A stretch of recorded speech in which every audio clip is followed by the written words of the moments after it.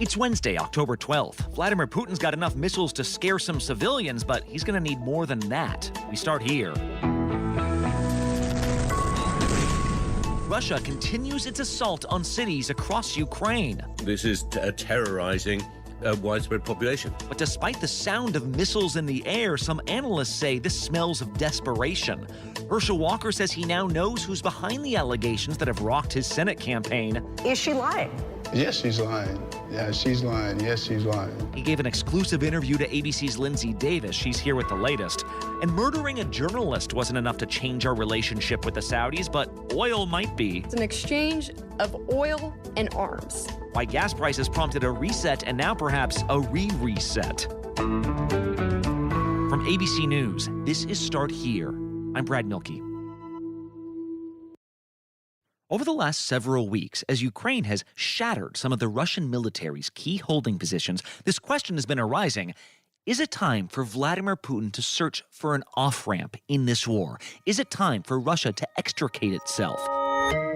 This video circulating online showing the moment the blast hit, engulfing the roadway in flames. When several lanes of the Crimea bridge tilted downwards into the sea this weekend, some Ukrainians said, "There's your off-ramp, Mr. Putin. You're done." Of course, we saw the Russian response just a couple days later.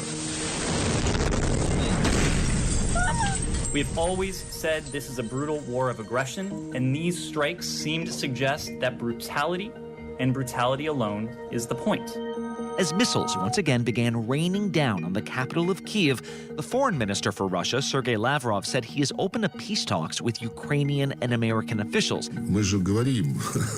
Well, we've said, and we've said it many times, that we never refuse meetings. And if there is an offer, then we will consider it. Leading analysts to wonder, what message is Vladimir Putin trying to send here? Let's go straight to ABC's chief foreign correspondent, Ian Pannell, who is in Kharkiv, Ukraine. Ian, we saw the devastation caused by these missile strikes during that morning rush hour on Monday in Kyiv. What's been happening since then? 'Cause I guess I'm trying to figure out how widespread has this new offensive become? Yeah, I mean, again, it was another widespread offensive around the country, in Zaporizhia, for example.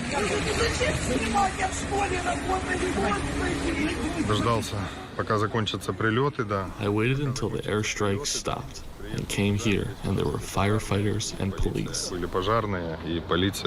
Again, a lot of missiles, about 30 missiles across the country, 16 drones, again targeting civilian and critical infrastructure, more attacks in Lviv in the far west of the country. It was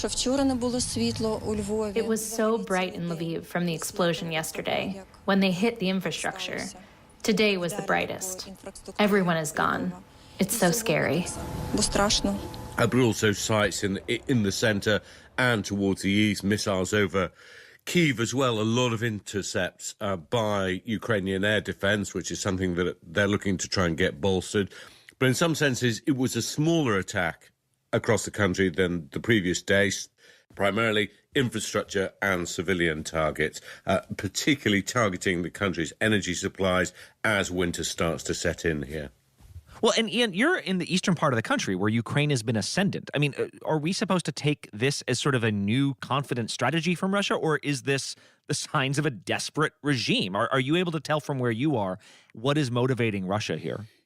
I think desperate isn't a bad word. I mean, we know that these attacks by Russia across the country on Tuesday and on Monday were directly connected by the Kremlin to what was happening in terms of the attack on the bridge in Crimea. But we also know that Russia has had significant problems on the battlefield, particularly here in the northeast. I mean, there was an offensive that began here in Kharkiv, a counter-offensive, over a month ago now, and it never really stopped. The Ukrainians have smashed through and taken a massive, massive amount of territory. Dozens of villages, at least 3 cities, a key strategic city amongst them, and the Ukrainians saying it's a tantamount to about 1,000 square miles of territory. Unbelievable. Everyone's like, well, how far could it go? Well, it carried on going, and where we were in Le Mans on Tuesday, another recently liberated key supply route for the Russians, Bodies of soldiers, ruined vehicles and carpets of bullets. All apparent signs on Wednesday of Moscow's loss of Liman in eastern Ukraine. Widespread damage, almost 80% of the buildings were badly smashed. I mean, it's hard to imagine anything that could have justified the level of destruction. I just left my house for the first time in a month and a half. I rode my bike around the city yesterday. And when I saw my friends, I was so happy. Parts of it looked like the set of a World War II movie. I mean, really astonishing levels of damage. You saw shrapnel everywhere, you saw bullet holes, you could see where rockets and tank shells had landed, debris absolutely everywhere, a lot of abandoned towns in that area. A lot of obviously newly marked graves over here. We don't know who's here, we don't know how many, we don't know how they died.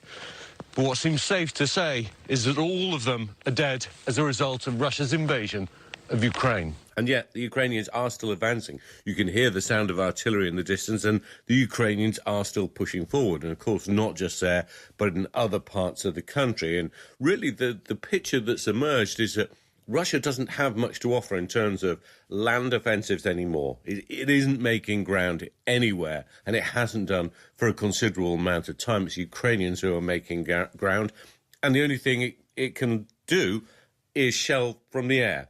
But again, I think it's an open question how much capacity it has to continue to do that. I was going to say, we heard from a military expert who specializes in Russian affairs that the Russians might not actually have enough bombs to do anything except kind of terror attacks, less about controlling land.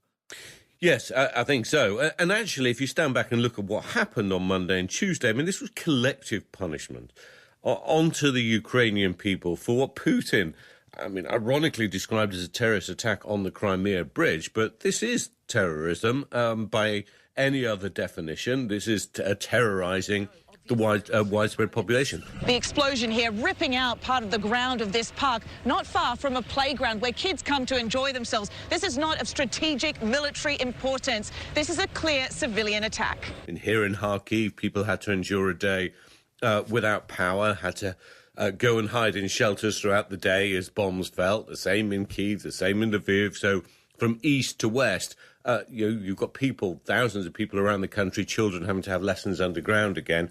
That's collective punishment. But it's also a sense of the limits of what Russia is capable of doing right now. Russia ultimately increasingly has less ability to respond because it's running out of missiles. Most experts we talk to say that it doesn't even have the same amount of missiles to be able to regularly carry out these sorts of strikes. We've heard this from a lot of military analysts saying actually its stocks are depleted and it's unable to replenish, partly because of sanctions, partly because its options are very limited. Going to get weapons from North Korea isn't a great option when its already existing stockpile hasn't performed brilliantly well. One imagines the North Korean stockpile isn't going to perform any better, and there are restrictions on getting weapons from other countries. All right, Ian Pannell there, kind of up close and personal in these areas that Ukraine has taken back. But of course, now under these new pressures as Russia mounts this offensive. We'll see what happens. Thank you, bud. Thanks, Brad. Next up on Start Here, he says it was all made up, but does that explain the signed note? An exclusive interview with Herschel Walker after the break.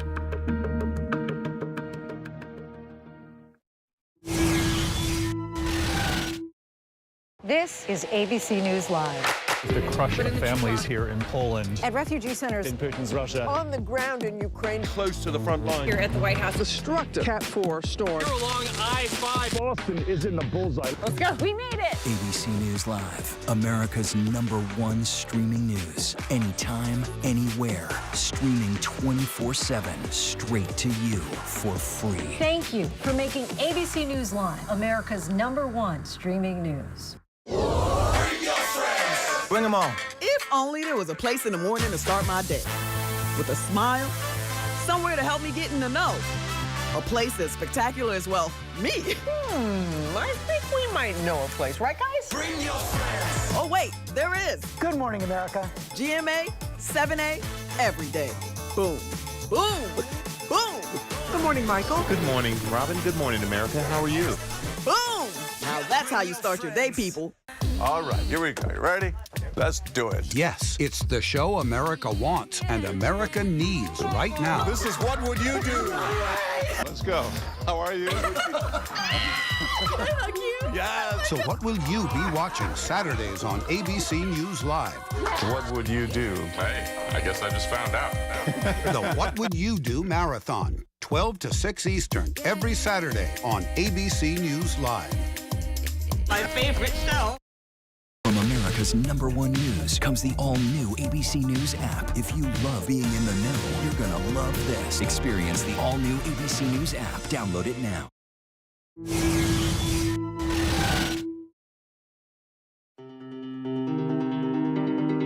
It is not an exaggeration to say that whichever party wins the Georgia Senate race this November, that party could very well control the U.S. Senate as a result. It's that close, it's that central to each party's hopes.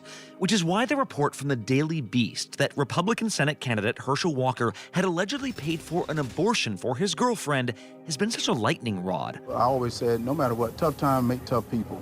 So and no I do exceptions. it. No exception. Remember, this is a candidate who's campaigned against abortion rights. He said he would vote for a national ban if given the chance.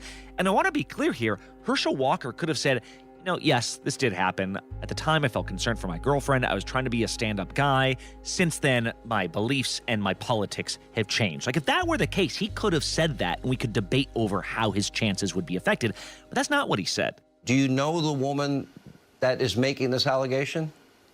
I have no idea, but it is a flat-out lie. Instead, he said he had no idea who this unidentified accuser was until the Daily Beast reported she was someone who he not only knew, but had another child with already. They still didn't name her, and ABC News has not confirmed this report, but it's a little bit harder for Walker to say this is all coming from some rando.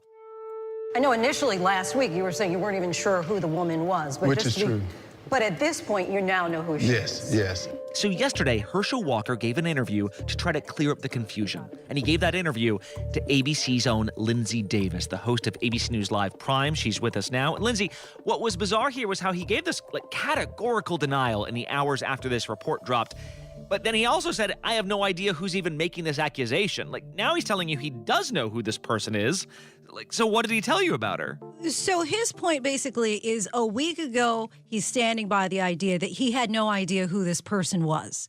Nor could he suggest the validity of this claim other than he's saying, well, I never gave anybody money to have an abortion. I never had a conversation with anybody in abortion, but it was just kind of a blanket statement there. Did you ever have a conversation with this woman at any time about an abortion? No. Did you ever, to your knowledge, give money to pay for the cost of an abortion? No. Now that the person has said, oh, well, I'm also the mother of your 10-year-old son, now he's saying, oh, okay, well, now I know who it is, now that you've given at least that clue. Is she lying? Yes, she's lying. Yeah, she's lying. Yes, she's lying. He's saying at this point, still, just as vehemently, that it didn't happen. And just to be absolutely clear, I know in the past you have said sometimes that there are things you don't remember. In this situation... Well, that was before, that was like, 20 years ago? Yes. So in this current situation... Yes. Are you saying a flat-out denial to any knowledge of an abortion, or is it possible it happened and you don't remember? Flat-out denial, lie. Lie. He said it last week when he was saying he didn't know who the person is. He's still saying it this week now that he's saying he does know who it is. And what does he say about the documentation? She produced evidence, right? There was a signed check. There was a handwritten note. His response was kind of not true, just move on. Does that mean he's saying this was a forgery? This is actually sort of manipulated evidence? He is suggesting that in the card, which he's saying he has not personally seen himself, he's saying that he hasn't received any documentation himself to actually review, but based on the snapshot of the He says card, he hasn't seen the handwriting that's supposedly his? He's saying that he does not typically sign his name just H, that he normally writes out Herschel, and in the card it was a very flowery H. And what's sad about it, he had... a receipt and had a check and had all that. He hadn't shown anything. He hadn't shown me saying something about an abortion, and that's what's terrible. And he's saying that he often gives people money, but this money was not earmarked for an abortion. This same woman says that you have a 10-year-old son who you've only seen 3 times. Is that true? Well, that's not true. I've seen him a little bit more than that, but that's one of the things I don't get into because they make it difficult for me to see him. Is there a sense, Linsey, of how much this has impacted the rate? Like, I get it's a very buzzy moment. If the allegation's true, it's not only potential hypocrisy, but now it would be a candidate flat out lying. But I guess I'm wondering, has all this changed minds about Walker at all in Georgia, where it matters? You know, based on the preliminary polls that we're seeing, people who plan to vote for Republican ahead of time, before he started being dogged by this most recent scandal and allegations, they have not changed. I believe it's a lie. Okay, so you don't believe the allegation? No, I don't. Well, I haven't seen any proof. So, till I see proof, I ain't gonna believe it. Does it hurt your support for him at all? Oh, no. Not at all. Where we could see a difference is potentially the independent voters, the swing voters. And in those cases, we likely won't know until November 8th what the outcome is of that. But the danger here is that Georgia is a state where you need 50% in order to not end up in a runoff. And so if there is to be a runoff, then he won't necessarily have the advantage of being bolstered by the governor race on the ticket. Then he will have to be able to get people out to the polls on his own. Oh, like Herschel Walker had lots of Republican voters, but not everyone was in love with him.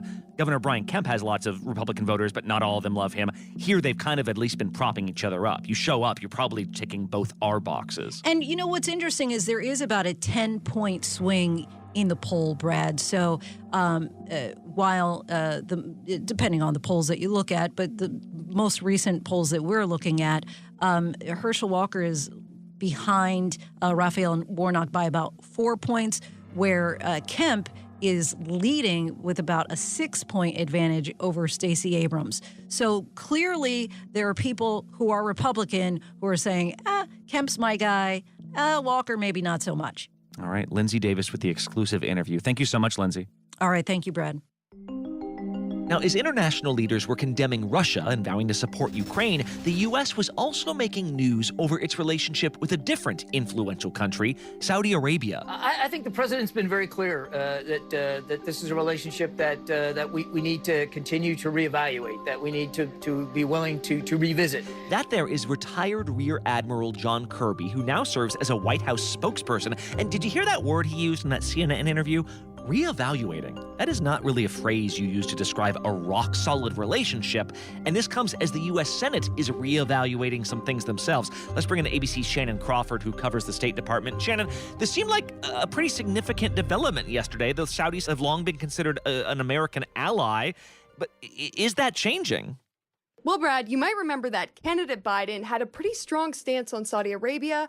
When he was on the trail, he promised to make the country's leadership, quote, pay the price for its role in killing a prominent dissident and journalist Jamal Khashoggi. We were not going to, in fact, sell more weapons to them. We were going to, in fact, make them pay the price and make them, in fact, the pariah that they are. But after taking office, his tune started to change, and his stance on Saudi Arabia was about as clear as mud. That reevaluation of the relationship, they say that's a process that's been playing out during his entire time at the White House. But actually, Brad, back in the summer, they said that reevaluation was over, that it had finished, and the relationship was recalibrated. And so what's made the difference here, Shannon? Like, what has been the big reason for the change? Well, the reason for the change, at least the way the administration described it back in July, before President Biden's trip to Saudi Arabia, was really oil. The Biden administration says the relationship was now a productive one for the American people. They really gave that the America first kind of framing. They said, hey, we might not see eye to eye on a lot of important issues like human rights, but at the end of the day, the president is going to do what's in the interest of the U.S. He's going to go over to Saudi Arabia. He's going to get them to turn out more oil, which in turn is going to bring prices down at the pump. And it's going to be a relationship that is remolded into one that advances American interests. But it didn't turn out to be the case. It is a disappointment, and it says that they're a problem. After OPEC comes out and announces that it's actually going to dramatically cut oil production, the opposite of what the Biden administration wanted, shockwaves are sent through the global market. Clearly, the gamble the Biden administration took by going to visit Saudi Arabia didn't pan out the way they expected. Now, for the White House, this is a disappointment. For Democrats, it was an outrage. The Saudi government ought to be held accountable. We quickly saw calls coming from Capitol Hill to respond to Saudi Arabia, to retaliate for the cuts that they saw as benefiting Russia, fueling its ongoing invasion of Ukraine, but also that they saw as a blow to Democrats. With the midterms less than a month away, high gas prices are not what they want to see. Oh, I see. So it affects one party more than the other. So instead of bone saws or like repression and human rights records, instead of that being the thing that changed our relationship, it's just oil and gas prices and what that means for the Democratic Party. Like if that's what changes all this, Shannon, what are the ramifications? Like what does that mean in the real world? This is an oversimplification, but the relationship between the U.S. and Saudi Arabia can pretty much be summed up as an exchange of oil and arms. Saudi Arabia controls the oil. In return, the U.S. provides security assurances. Now, that comes through weapon sales. That comes through troops that are stationed inside the country. So some of the calls we saw from Democrats were to freeze weapon sales to Saudi Arabia, to pull U.S. troops that are stationed in the country out. Listen, we sell massive amounts of arms to the Saudis. I think we need to rethink those sales. I think we need to lift the exemption that we have given this OPEC Plus cartel. But it's complicated because while Democrats are pushing for these measures, the United States has a variety of interests, and administration officials don't want to tilt the balance there. Obviously, the U.S. has a lot of interests that aren't just oil-related with Saudi Arabia. For one, you've heard of the saying, the enemy of my enemy is my friend. Well, Saudi Arabia and Iran don't get along, and right now Iran is a top priority in the Middle East for the U.S. Iran has proxy forces that clash with Saudi Arabia, so disrupting Saudi Arabia's defense right now could be disruptive not only for that country, not only for the oil industry, but the entire Middle East. And also in Yemen, Saudi Arabia has been an important partner for the U.S. in efforts to end that conflict. Those negotiations are still ongoing. So totally souring the relationship with the Saudis could also have devastating impacts for that war. Well, and the way you talk about it, it also kind of sheds light on Russia the last several days, right? Like, we don't like what's going on. How can we pressure this U.S. president who's supplying Ukraine? Let's mess up the gas prices that have been a big deal in these local congressional races. Shannon Crawford, really interesting. Thank you so much. Thanks, Brad. And one last thing. Murder she wrote, but joy she inspired. As far as I was concerned, there was no contest.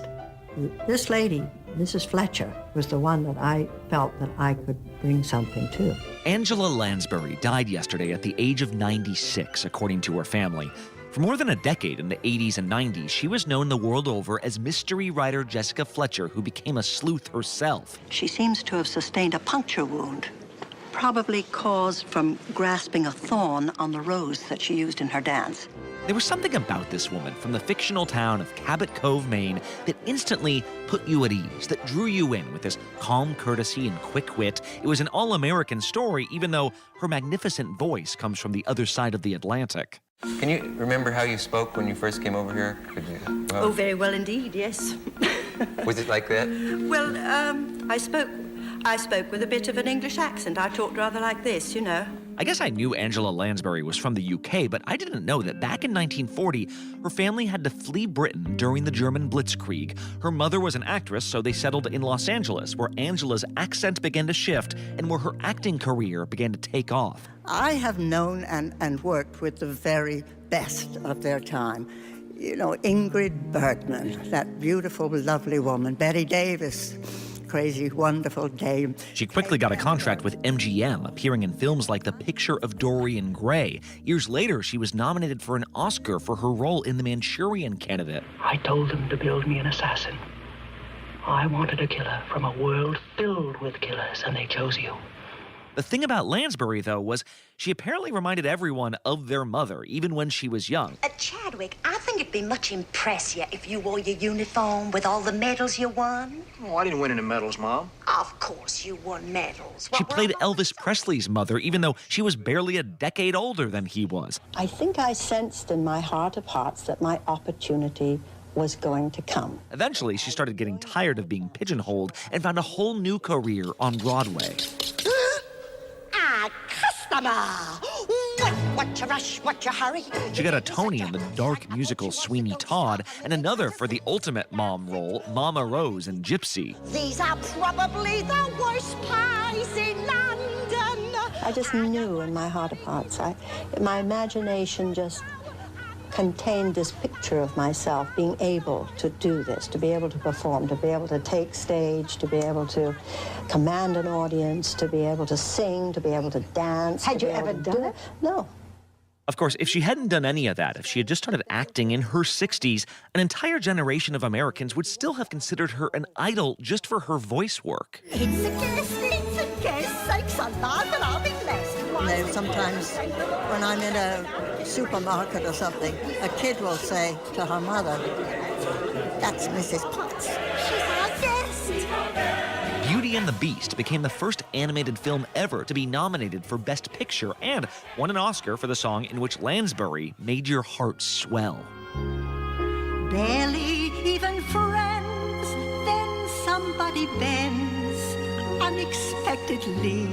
And that's why I think so many of us revere her work and yet still somehow might underappreciate it. It's a skill to play pleasant. Not everyone can do that, because when you do it well, it's easy to forget that the performer has overcome a lifetime of setbacks, of assumptions, of strained relationships, of wars, and that person can still make you feel like they'll always be there for you. That is the mystery of Angela Lansbury, and not many people solved it like she could. Beauty and the Beast.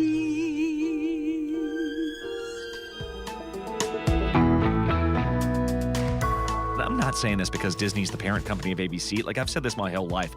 Beauty and the Beast, man, just the best. Like, if that was her only role of her career, she would still be an all-timer. And the further down you go in the rabbit hole, the more you realize just how many roles she completely defined. Start here tomorrow. Hit that follow button for a new episode every weekday. Many thanks to Elizabeth Schulze for filling in expertly yesterday. I'm Brad Milkey. See you again tomorrow.